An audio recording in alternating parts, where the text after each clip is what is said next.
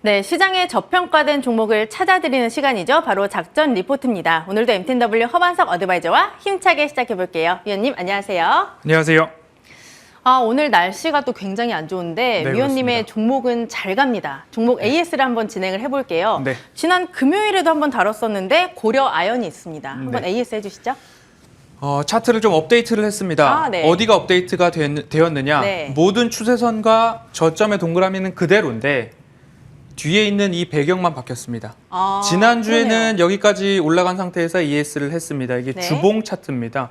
근데 오늘 이제 하나그룹의 유상증자와 증설에 대한 이슈 때문에 추가적인 상승이 좀 나오고 있습니다. 그래서 금요일 날 말씀드렸듯이 우리는 차트상 저위험 구간에 매수를 꾸준하게 노력하고 있는 것이 허반석의 작전 리포트입니다. 모든 종목들을 차트상 저위험 구간에 합격을 해야 1차적으로 분석을 하기 시작을 하고요. 두 번째로 재무적 모멘텀, 이 기업의 이익은 성장하는가, 이 부분 합격을 한다면 끝으로 가시적 모멘텀, 이 기업이 앞으로 미래 먹거리는 어떻게 살펴가고 있는가, 이 부분까지 온다면 수급과 그 이외의 공시들까지 챙겨보면서 어디까지 장기적으로 갈 수 있을까, 이 부분 참고해 보시면 좋을 텐데요.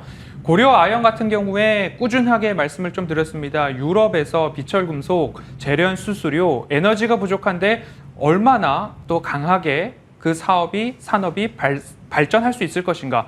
머리도 감지 말라. 그리고 이산화탄소 배출, 그리고 전력난, 석탄을 떼야 한다라는 이야기가 있어서 비철금속 관련된 재련 쪽으로는 앞으로 수혜가 조금 더 이어질 것 같다라는 말씀까지 드렸으니까요.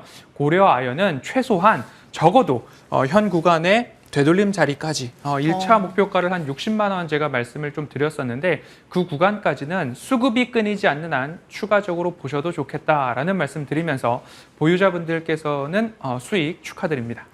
네, 지금 보니까 수익률이 정말 어마어마한데 그 다음 종목도 기대가 돼요. 다음 종목이 LS죠. 네. 네, LS도 AS 해주시죠. LS 같은 경우에는 제가 공개 방송을 할 때 종목 이야기를 딱 한 가지 말씀을 드렸습니다. LS, 이 종목 딱 한 가지를 좀 말씀을 드렸었는데요.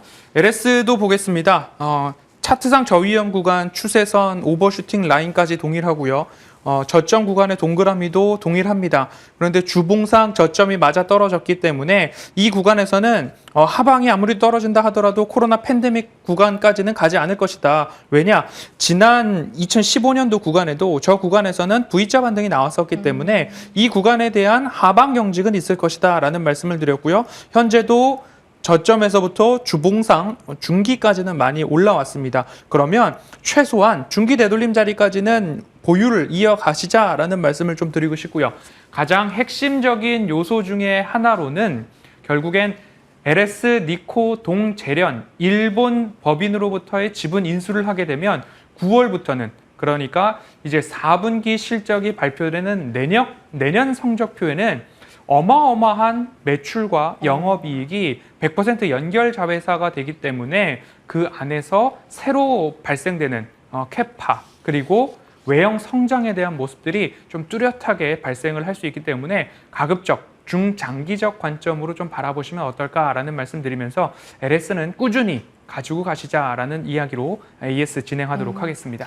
오늘 종목 AS를 해보고 나니까 오늘 할 종목이 더 기대가 돼요. 네. 오늘 종목도 좋겠죠. 늘 이렇게 AS를 하고 나면 네.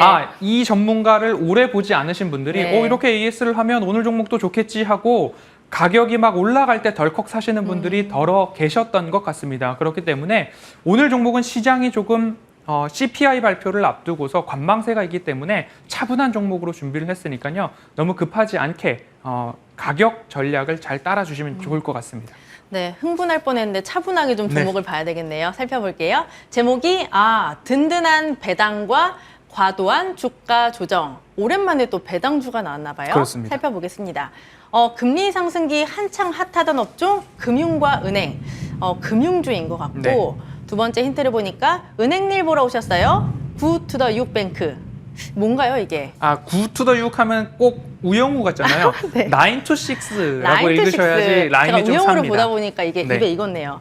네, 그리고 마지막 힌트가 남은 배당 수익률이 5.9%나 됩니다. 또 힌트를 받아볼게요. 네. 은행일 보러 오셨어요?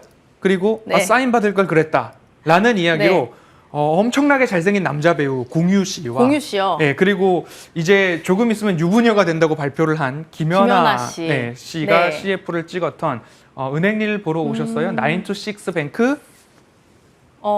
혹시 그 5번 출구로 올라올 때 굉장히 광고를 네, 많이 하고 맞습니다. 있는 그 회사 같아요. 네. KB 금융입니다. 금융. 오랜만에 또 배당주, 금융주를 보니까 반가운데 뭐 이번에 실적은 좋았지만 하반기에는 좀 안 좋을 거란 얘기가 있었어요. 이 종목을 가져오신 이유를 설명해 주시죠. 이미 앞서서 금융주를 한 차례 다룰 때에 그런 말씀을 드렸습니다. 1분기가 사상 최대 실적이기 때문에 2분기는 직전 분기 대비 QOQ 기준으로 하면 다 마이너스가 나올 것입니다. 1분기 사상 최대 실적이었기 때문에 그래서 은행주를 좀 차곡차곡 기다렸다가 주가 조정이 나오자 가지고 왔고요.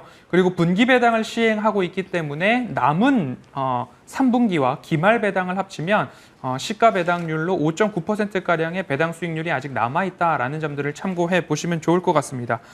여러 우려가 있습니다. 경기 둔화, 그리고 금리 상승, 신용 불안에 대한 것들 때문에 정부에서는 선제적으로 충당금을 쌓아라, 금융 안정도를 높여라 라는 이야기가 나오고 있기 때문에 이런 모습들까지도 한번 살펴보셔야 될 것 같습니다. 2분기 실적은 시장 기대치를 그래도 상회를 했습니다. 4분기 4대 금융지주사라고 한다면 KB, 신한, 하나, 우리금융, 그리고 카카오뱅크까지 한다면 당기순이익이 4조 4,965억 원으로 전년 동기 대비 7.2%의 성장, 시장 예상치는 6에서 6.5% 성장할 것으로 예상을 했으나 7%가 넘는 성장을 좀 보였습니다. 금리 상승기이기 때문에 순이자 마진이 높아지고 있어서 이자 부분의 수익 관련된 모습이 예상치를 상회했다라고 보시면 좋을 것 같고요. 영업 외 수익도 좀 증가를 하고 있는 모습입니다. 그렇기 때문에 은행업, 금융주에 있어서 과도한 우려가 아닌가, 그리고 그 과도한 우려 때문에 주가도 과도한 조정을 받은 것이 아닌가. 사실 이익 체력은 그래도 긍정적인 모습을 이어가고 있는데 라고 한번 살펴보아야 할 때다라는 말씀을 드리고 싶습니다. 기준금리가 앞으로도 9월 FOMC, 10월 FOMC, 11월, 12월까지 남아있고요. 한국은행의 통화정책회의도 앞으로 0.25 BP씩은 꾸준하게 금리 인상을 할 것으로 이야기가 나오고 있어서 기준금리가 인상된다면 이자 마진이 높아질 것이고, 그러면 은행과 금융업종에서는 안정적인 이익이 지속될 것이다 라는 이야기 할 수 있을 것 같습니다. 그런데 시장의 우려는 무엇이냐? 대출 성장 둔화 가능성이 있습니다. 총 대출 규모가 줄어드니까 이자가 전체적인 규모에서 줄어드는 것 아니냐라는 우려겠죠. 그리고 신용 불량이 발생하면 이 부분에 있어서도 리스크가 있는 것 아닌가라는 이야기입니다. 하지만 4분기부터 주식담보대출보다도 주택담보대출이 신규 입주 물량이 4분기부터 좀 발생을 할 예정입니다. 그러면 새로운 대출이 실행될 가능성 높아지고 있고요. 그에 따라서 전체적인 규모 면에서는 역성장보다는 현상 유지 또는 소폭 플러스가 나올 수 있다라는 점을 감안했을 때 견조한 이익은 지속될 수 있겠다라고 좀 보시면 좋겠습니다. 2분기 당기순이익은 1조 3,080억 원으로 전년 동기 대비 8% 성장을 했지만 직전 분기 대비 10.7% 감소했고요.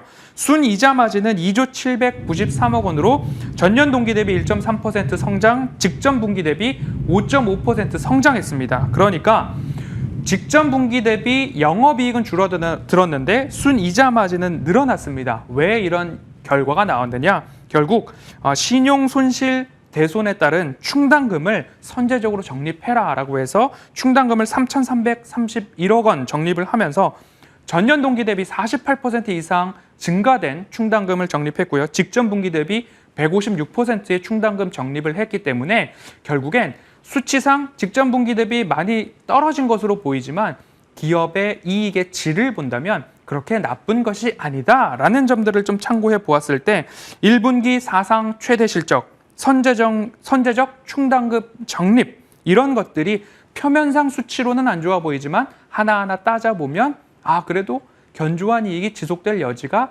많지 않나. 그러면 지금의 주가는 과도한 조정이 아닌가라는 포인트를 한번 생각해 보셨으면 좋겠습니다. 말씀을 쭉 들어보니까 그간 우려가 커서 조정이 굉장히 깊었던 것 네. 같아요. 그래도 이제는 조금씩 올라오려는 시도를 하고 있는 것 같긴 하거든요. 주가가 상승 여력이 아직까지 충분한지 궁금하네요. 네, 양호한 이익 대비 과도한 조정이다라는 말씀을 드렸고요. 지금 화면에 나와 있는 PBR 먼저 좀 보도록 하겠습니다. 주가 PBR의 저점을 본다면 0.4배 수준에서 늘 반등이 나왔습니다. 코로나 팬데믹 국면에도 그렇고요. 2016년에도 그렇고요. 가장 최저점이 0.4배 수준이었는데 지난 금요일 저점 기준으로 PBR이 0.43배 수준에서 반등을 좀 했습니다. 오늘도 보합이나 플러스로 이 주가의 하방이 좀 확인된다라고 한다면 지금부터는 일부 좀 참고를 해보자라고 보셨으면 좋겠고요.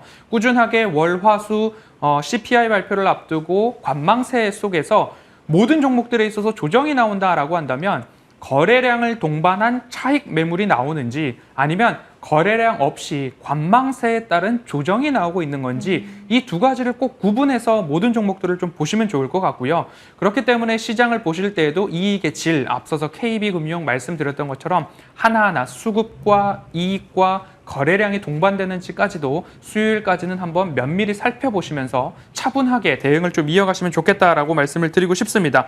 무시 못할 배당에 대한 이야기 해야 될 것 같습니다. 제가 겨울을 지금부터 준비를 하고 있는데요. 밀짚 모자는 겨울에 사야 되고 호빵은 여름에 사야 되고 가스와 관련된 난방 계절주도 여름 한가운데에서 사야 된다라는 말씀을 드리면서 은행주, 금융주가 조정을 받았고 PBR 저점에서 반등을 나오고 있기 때문에 KB금융도 지금 좀 말씀을 드리고 있습니다.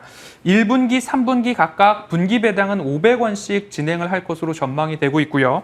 4분기 기말 배당은 1,750원이 전망이 되고 있습니다. 그러면 남은 3분기와 4분기 기말 배당을 합산을 했을 때에는 2,250원의 배당이 전망되고 있고 금요일 종가 기준으로 따지고 본다면 시가 배당 수익률은 5.9%나 됩니다. 그렇기 때문에 높은 배당 수익률에 따른 주가 하방 경직성이 좀 나올 수 있다라는 점 참고를 해보시면 좋을 것 같고요.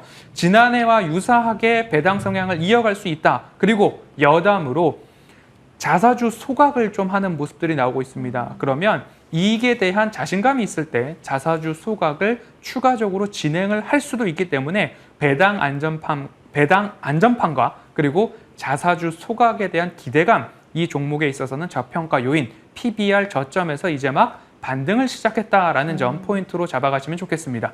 그렇다면 마지막 이 종목의 가격 전략까지 알아볼게요. 네, 차트 보시죠.